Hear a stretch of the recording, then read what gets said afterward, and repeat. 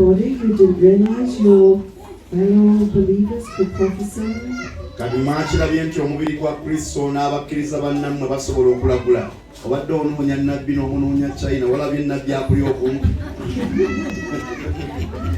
So don't go and get yourself a business card that says prophet. Kati tova wano n'okola akapande oba business card nti bannange ndi nnabbi kubanga nalagudde.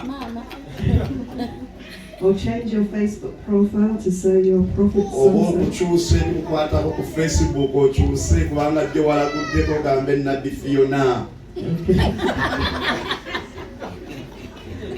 But it's good to understand that the whole body can prophesy onto it. Naye kirungi okutegeera nti omubiri gwa Kristo nga tuli wamu tusobola buli omu n'alagula ku munne. And some will develop that gifting. Era ne wabaawo n'abalala abasobola okukuza ekirabo ekyo. And be really good at it. Ate kiba kirungi nno ssebo nga kikuziddwa. And some will move into the office of prophet. Ne wabaawo abalala abasobola okuyingira mu ofiisi y'obunnabbi ne batandika okunabbisa. And start training others how to do it. Era bwe bamala okuyingira omwo nabo ne batandika abalala engeri gye banabbisaamu. So what often happens with prophets in the office of prophet bitera okubeerawo ku bannabbi ne mu ofiisi eno ey'okunabbisa. is that you find they don't give that many prophetic words. Osanga bangi nga tebawa makulu ag'obunnabbi bwe baba bakoze eki balagudde. One reason is because they're training other prophets. Kubanga obuzibu buli nti training y'abannabbi.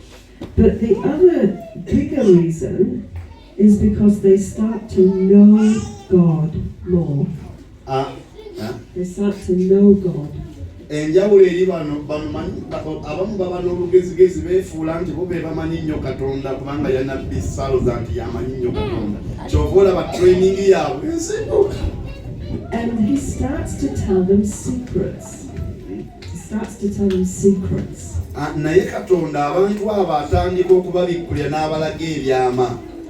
You start to put them in front of people in positions of leadership and power. N'atandika okubateeka mu bifo eby'obukulembeze n'ebifo eby'amaanyi. And some will start to prophesy to nations. Nga abataddewo okubeera nga abamu kuvu nga abataddewo okubeera nga balagula eri amawanga.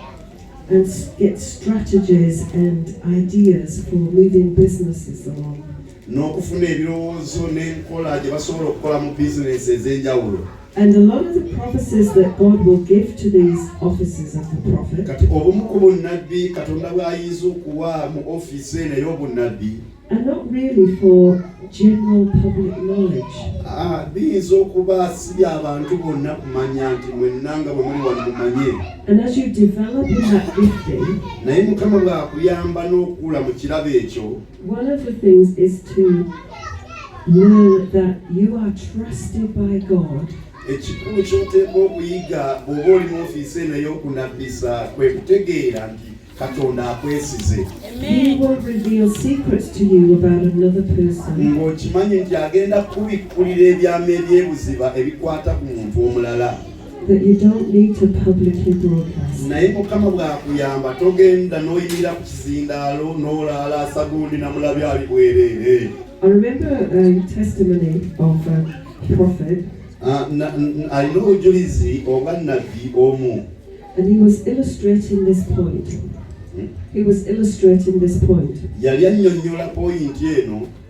Even when you're given prophecy in a group like this, ne bw'oba owadde obunnabbi nga tuli mu kibinja nga bwe muli wano n'oyimira n'onnabbisa, sometimes not everybody needs to hear it on the microphone. buli kyoyimirira okwogera nti kyetaaga okwogerwa buli omu akiwulire ku muzindaalo. So this man had this beautiful girl standing before him. He had a girl standing before him. Ono nnabbi yalina omuwala omulungi yali ayimiridde mu maaso ge. And he was going to give her a prophetic word. Kalina amutunuulira amusimbe ekigambo ky'obunnabbi. And she was beautiful. She was really well dressed. Kawala kaali kalungi nga kambadde bulungi kalabika bulungi. Nice figure. Akafiga nga bataata keeko. And this prophet is asking God for a word for her. Kati nabbi ono n'amutunuulira n'asaba Mukama kigambo ki kyenyinza okwogera ku bulamu bw'omwana ono. And God said to him, kali mukama n'ayogera nabbi ono. Tell Richard I'm not happy with the way he's living. N'amugamba nti gamba Richard omuwala ono siri musanyufu n'engeri gy'atambuzaamu obulamu bwe. And he's kind of questioning what he's hearing. Kati ono nabbi n'asigala mu mutwe gwe nga yeebuuza kino kiki kyennyini. God, Richard, this is a lady. What do you Kati mean? n'agamba naye mukama aleese erinnya lya Richard ate ayimiridde mu maaso gange muwala kino nkiragula ntya. And he got it again. Tell Richard I'm not happy with the way he's living. Ekigambo ne kikomawo eri nabbi abadde ayagala kunabbisako ono naye ne kikomawo ne kigamba genda ogambe Richard nti nze siri musanyufu entambula gy'otambula.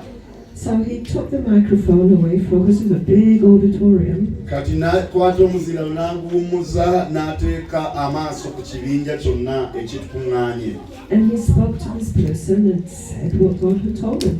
N'ayogera n'omuntu ono mu kaama ng'abalala tebawulira ekigambo Mukama ky'ayogedde bwegamba omuzindalo yakuggyako n'amugamba mu kaama. Nobody else could hear, just him and this Nga lady. si buli omu awulira nti munnange genda ogamba Richard. Yamugamba mu kaama. And this person, Kati omuntu ono lwamugamba n'atandika n'akyamukanga n'agomanya ng'alinga waliwo ebimuvaako. he just took the huff and ran out of the building. Era kaseera katono nnyo n'afuumuuka n'adduka n'afuluma ekizimbe. Because he was a man dressed up as a woman. Yali mukazi naye ng'ate omulaba yali ayambadde mukazi naye nga kyewuunyisa. And this was years ago, long time ago. Kino kyanyumya nno tulowooza mbu kyabaddewo jjo myaka mingi naye akitunyumiza leero. Now, I know that culture is not legal in Uganda. Yeeta amanyi nti obuwangwa obwo tebukkirizibwa wano mu Uganda omuntu okubeera ne bakufuula ng'oli mukazi naye ate ng'oli musajja. But it is a reality in the rest of the world. Naye eyo mu nsi ewaabwe omuntu oyinza okubeerawo ne weegomba obusajja ne bakutondako naye ng'olina amabeere. They don't know that. They are just wondering because they don't know it's there. Don't know it's there. Wow. Okay.